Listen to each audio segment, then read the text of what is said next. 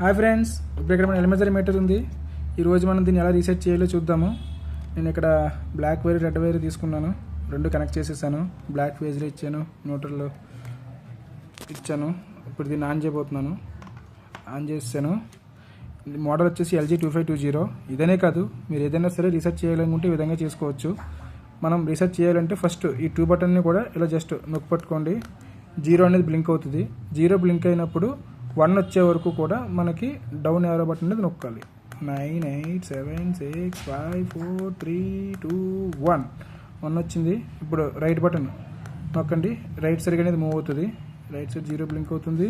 ఇప్పుడు క్లియర్ వచ్చింది. చూడండి, మనం ఎంటర్ అయిపోయిన వెంటనే ఫస్ట్ ఆప్షన్ మనకి క్లియర్ ఉంది.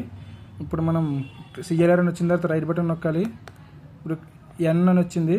ఇప్పుడు డౌన్ నొక్కితే N అంటే నో అని, డౌన్ నొక్కితే Y అని వచ్చింది. చూసారా, అంటే Y అంటే S అని.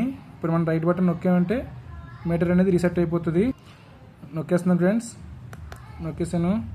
మీటర్ అనేది రీసెట్ అయిపోయింది. అంతే, చాలా సింపుల్.